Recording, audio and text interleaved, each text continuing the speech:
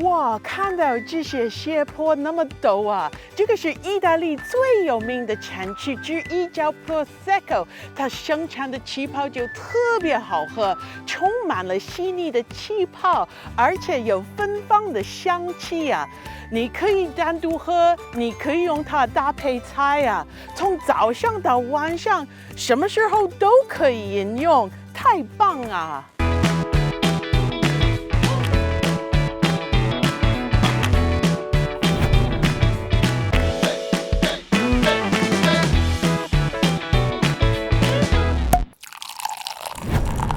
！The Veneto is Italy's most productive wine growing area, in fact producing more bottles of DOC wine than any other area in Italy. The even larger Prosecco area expands beyond the Veneto into adjacent regions covering a vast expanse of territory over northeastern Italy. But if you want to understand the glorious heights that Prosecco can reach, you need to grab a bottle that was made in the beautiful rolling hills located around the towns of Valdobbiadene and Conegliano. My visit to Prosecco country takes me to one of the region's preeminent producers, Nino Franco. I traveled to their family's impressive estate, the Villa Barberina, where I sat down with Nino Franco's granddaughter to learn all about what goes into making their delicious Prosecco. Hello, ciao! Fondine.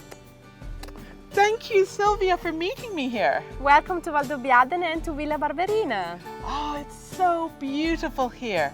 But let me understand, you're from the Franco family and they've been here for a long time?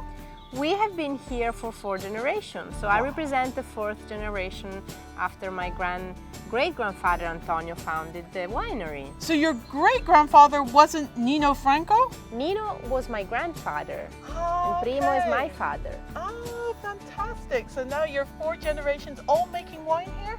All making wine here, and we are today here in the vineyard of Grave di Stecca, which is one of our single vineyards in Valdobbiadene. Oh, wow, that sounds fantastic.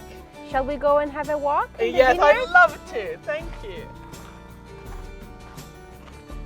So you can say really within the very big area of Prosecco, we have these very special little gems, the special little hills that create these wines that are Valdobbiadene, that are different. And the single vineyards within that are a greater expression. Absolutely. That's something that we really focus on. So it's great to have the blends because the blends can get different characters from different vineyards.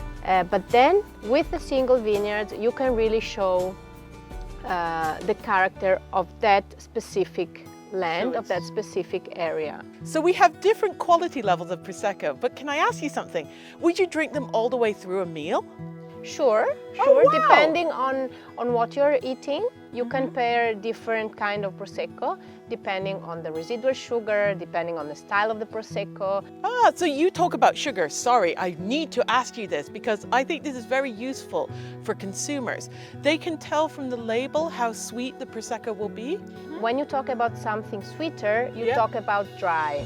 Oh, yes, yes. I know this is confusing, Yes. but when you will find a Prosecco where it's written dry Oh, yeah, and extra dry, yeah. they are a little sweeter than brut. So Which is a little bit against your logic, but yes. So that's a great thing for people to be able to choose what sweetness of the Prosecco they're looking for. Yes, absolutely. In Prosecco, like other sparkling wines, the sweetness of the wine is defined on the label according to sugar content. So starting from the sweetest, we can see words like dolce or doux in French, then semi-secco or demi-sec, then secco or dry or sect in 3 different languages. Then we have extra secco, extra dry, and then we have the driest of them all, the brut. And those go from brut to extra brut to 0 dosage, which means that that wine is totally dry. So according to the label, you can pick the sweetness to suit your own palate. Well, all of this talk about Prosecco is making me very thirsty to taste some. So today you've Here brought we 2 are. wines? Yes. Okay, So I would suggest to start with Rustico first. Rustico. Rustico. Okay. Anything about the name? That sounds... Well, this Prosecco was first produced by my great-grandfather Nino in the 70s. And when it was produced at that time, it was produced with the traditional way of producing Prosecco. That was the second fermentation in the bottle and not in the tank. It's called col fondo or sur lit. Okay. So the second fermentation in the bottle without the degorgement. Yes. So you would have the sediments Cloudy. in the wine. Exactly. I think people nowadays like a clear wine. Yes, I must say that there is a niche of the market that asks for this. I'm not sure if it is because of fashion that they're following. Well, or we're because... very fashionable Yes. here in Prosecco. But yes, from 1979, it was the first year where Rustico is produced with the Charmat method. Nearly all Prosecco is made by one method, the Charmat method. And this method is kind of related to what we saw in Asti in Piemonte. In other words, it's made in a pressurized large tank instead of in bottle. So we take a dry still wine and we put it into a large pressure tank, add yeast and sugar, it starts to ferment. The carbon dioxide is forced back into the wine by the pressure, and lo and behold, you get a bubbly, frothy, gorgeous Prosecco, and that preserves the essence of the grape and the aromatics. And I love this Charmat method. For me, it preserves the freshness of the grape, the beauty of the grape. So, can we taste it? Sure, I'll open the bottle. I need to taste the freshness of the grape. Nothing better than a bit of Prosecco in the outside. With the sunny with weather. the trees. Oh.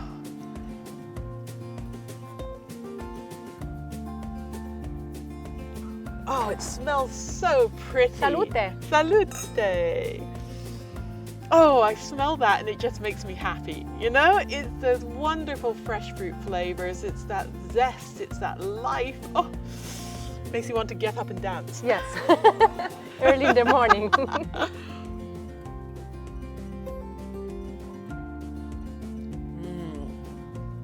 And here for me, you can really taste the beauty of that glera, the purity of the fruit, that lovely white peaches. It's just so delicious. Yes, this is what I was saying before. So this is the blend. So we take the grapes from different lands, and this helps us to have different character in the wine. So different taste, different fruits, different acidities that then has to be very well balanced with the sugar. And what I love about this is that you have a dry refreshingness, but at the same time you have that beautiful sweetness of fruit.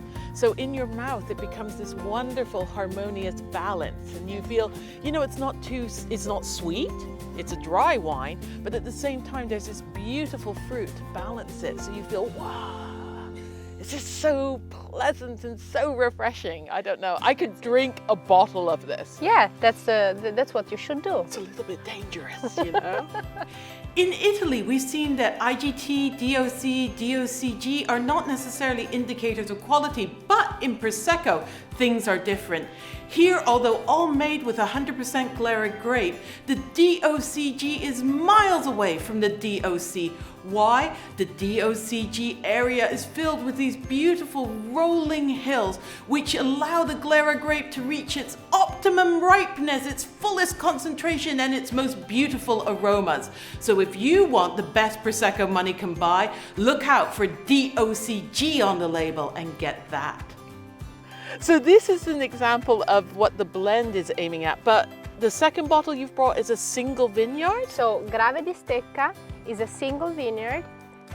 This was the first vineyard bought by my father in the family, because my family has always been negociant, so we have always bought the grapes to produce then our wines. So you were always talking with other farmers to buy the grape growing, and then you were responsible for making it into wine. But exactly. I know that these vineyards all belong to you. Exactly. So you must have started buying them. We are in the middle of Grave di Stecca, Oh, so it's the best place. We are here, so How that's the best fantastic. place where to drink it. So we are drinking the very wine that comes from these grapes. That is something very special.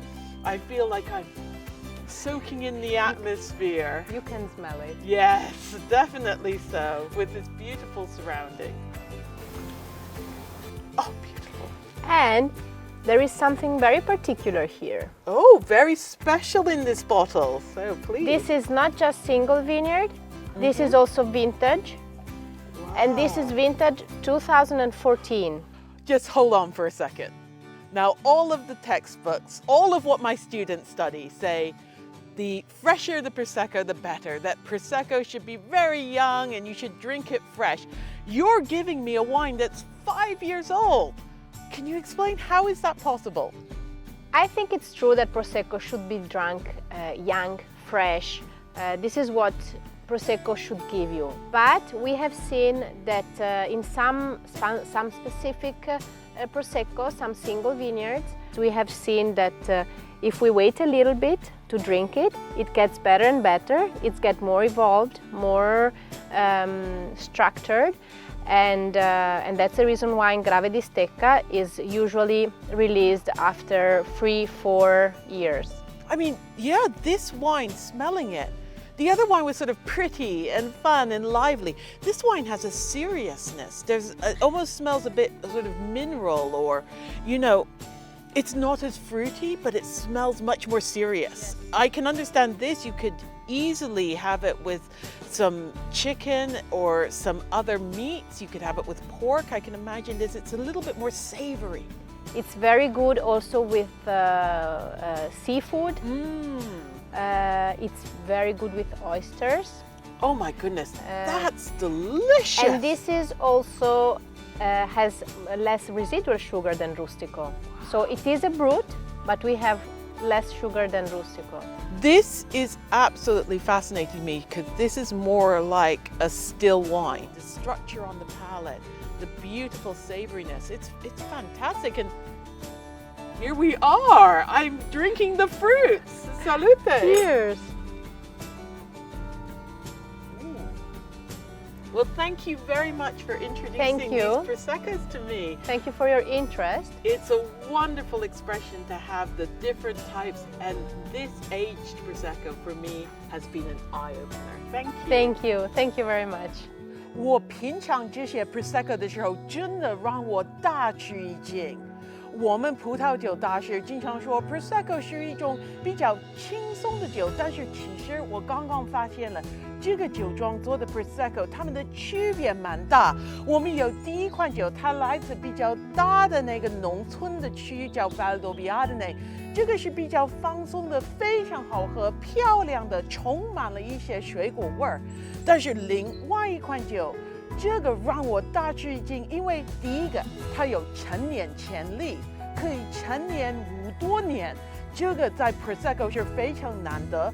第二个入口它是比较严肃的一款酒，它没有第一款的那个漂亮的感觉，但是对我来说，入口它跟一个很高端的精致干白葡萄酒一模一样。你闻起香，你发现了，其实它没有好多的甜美的果味，但是它有比较有意思的多层的那些芳香，包括一点鲜咸的感觉。我个人没想到这个产区真的有那么大的多样性。这两款酒，它们是不同的风格，但是都好喝极了。The top wines of Prosecco have long found a market in the nearby sophisticated city of Venice, and there on the Adriatic coast, a new wave of winemakers have been looking at ways of making wine using ancient methods. So on our next stop, let's go to Venice and find out more about the natural wine movement.